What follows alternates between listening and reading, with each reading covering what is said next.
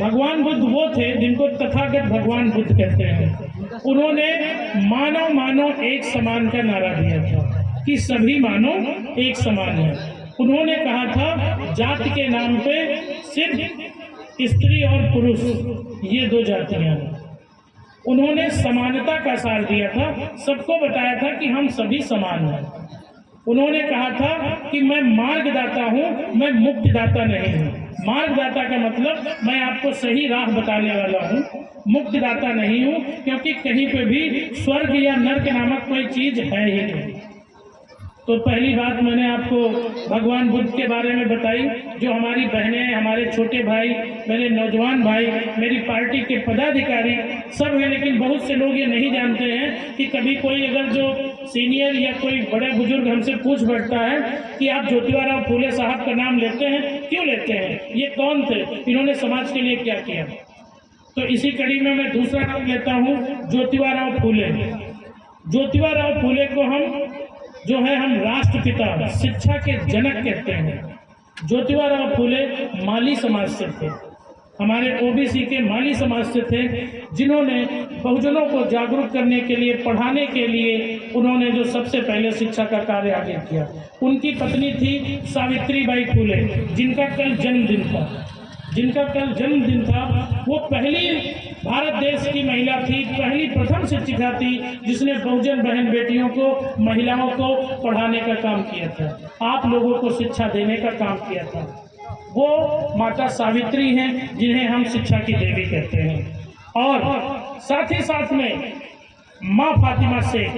माँ फातिमा शेख वो नाम है, अगर माँ फातिमा शेख उस समय, उस मनवादी परंपरा के समय में अपना घर, अपनी जमीन विद्यालय के लिए नहीं दी होती, तो शायद ज्योतिबा फूले, माता सावित्रीबाई फूले, वो लोग अपने इस मिशन मूवमेंट में कामयाब नहीं होते, सत्य शोधक समाज की स्थापना नहीं कर पाते। इसी के साथ में मैं आपको बताता हूँ पेरियार ईवी रामास्वामी।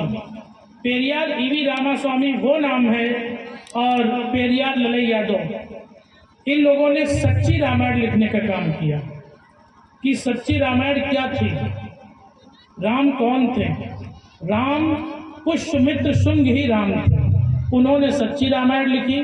पेरियार ललई यादव ने 1971 में सुप्रीम कोर्ट में याचिका डाल के ये कुछ काल्पनिक ग्रंथों को काल्पनिक घोषित कराया और अपनी सच्ची रामायण लिख के हम लोगों के सामने पेश की, जिससे कि हम लोग अंधविश्वास पाखंड से मुक्त हो सके। जैसा कि हमको अंधविश्वास पाखंड में रखा गया, तो उन्होंने हमें अंधविश्वास पाखंड जैसी कुरीतियों और परंपराओं से मुक्त करने के लिए ऐसा कार्य किया। ये मैं बहुत शॉर्टकट में बता रहा हूँ, क्योंकि आप लोग भाषण सुनते सुनते बहुत थक गए हैं, भूख भी सबको लग गई है। मैं समझ रहा हूँ आप लोग सोच रहे जितनी जल्दी खत्म हो पूरी खाई जाए। कोई बात नहीं, थोड़ा समय और दे दीजिए हमें। तो मैंने आपको पेरियार ईवी रामास्वामी बताया, फिर पेरियार ललई यादव के बारे में बताया, फिर शिक्षा के जनक थे छत्रपति साहू जी महाराज, उसको आरक्षण के जनक थे। आरक्षण क्या है मैं आपको बहुत कम शब्दों में बताऊंगा, बहुत इजी शब्दों में बताऊंगा। देखो, इजी शब्द का मतलब जो बात आप समझ पाए वो हम बताएं तो फायदा है, जो आप बात समझ ही नहीं पाए तो उसका मतलब क्या है। आरक्षण का मतलब ये होता है कि जैसे इस देश में हम 100 लोग रहते हैं, माताओं बहनों, मेरे छोटे भाइयों बहनों ध्यान दीजिएगा, इस देश में अगर हम 100 लोग रहते हैं तो 100 लोगों का मतलब है, आरक्षण का तात्पर्य यह है कि अगर 100 रोटियां बने तो 100 लोगों को बराबर एक एक रोटी देनी चाहिए। आरक्षण का तात्पर्य यह है। तो उन्होंने छत्रपति साहू जी महाराज ने कहा था कि जिसकी जितनी संख्या भारी उसकी उतनी हिस्सेदारी, कि भाई जितने लोग हो सबको बराबर यहाँ पे रोटियां मिलनी चाहिए।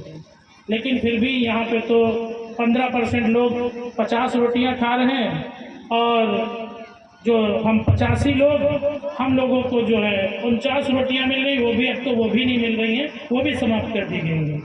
तो आरक्षण का मतलब ये था।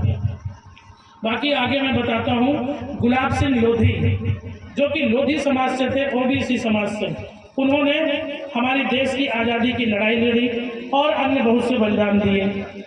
उसी साथ में उदा देवी पासी का नाम आपने सुना होगा। ये एक वीर महिला थी जिन्होंने अंग्रेजों से लोहा लेते हुए अपने अंतिम क्षणों में पेड़ पे बैठ के, उनके पास लास्ट की 36 गोलियां बची थी, तो उन्होंने कहा था नहीं ज़्यादा तो मैं 36 गोलियों से एक एक अंग्रेज को मार के गिराऊंगी, ना ज़्यादा कर सकी तो अपने देश की आज़ादी में हिस्सा जरूर लूंगी। तो उन्होंने अपने आखिरी सांस तक लड़ते हुए 36 अंग्रेजों को एक साथ मार के गिराया था। बाद में वो वीर गति को प्राप्त हुई थी। तो ऐसी महान क्रांतिकारी माता उदा देवी पासी थी।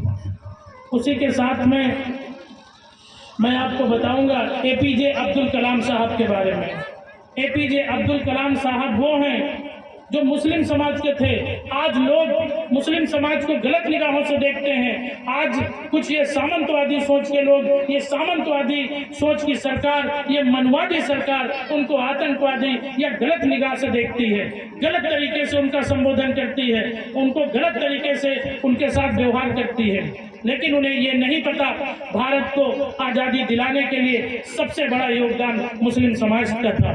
बहुजन समाज की बहन बेटियों को शिक्षा दिलाने का भी सबसे बड़ा योगदान मुस्लिम समाज का था। माँ फातिमा शेख, उनके भाई उस्मान शेख ने हमें जमीन, हमें घर दिया था। इतिहास उठा के पढ़ लेना। उसी तरीके से एपीजे अब्दुल कलाम साहब हैं जिन्होंने हमारे देश को उनका नाम मिसाइल मैन भी हम उन्हें कहते हैं। मिसाइल, अणुबम, परमाणु बम, सैकड़ों बम और मिसाइलों का उन्होंने जो है निर्माण किया, हमारे देश को शक्ति प्रदान करने का काम किया। उनको ऑफर के मतलब उनको प्रस्ताव बहुत से दिए गए, नासा की तरफ से, अमेरिका की तरफ से, जापान से, रूस से, सब देशों ने बुलाया कि आप हमारे देश में आ जाओ, आपको कितना पैसा चाहिए हम देंगे, आप हमारे देश के लिए मिसाइलें बनाइए, आप हमारे देश के लिए बम बनाइए। लेकिन उन्होंने कहा नहीं, मैं यहाँ भारत देश में पैदा हुआ हूँ, मैं भारतीय हूँ, मैं यहाँ का मूल निवासी हूँ, मैं अपने देश के लिए काम करूँगा।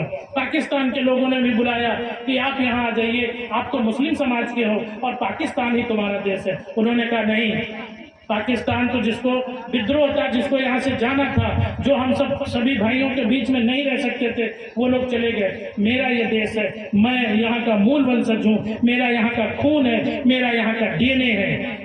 मैं यूरेशियन डीएनए हमारा नहीं है जो बाहर से आए थे, मैं तो यहाँ का पैदा हूँ, मैं अपने देश को छोड़ के नहीं रहूँगा। तो ऐसे महान व्यक्तियों ने हमारे समाज, हमारे देश की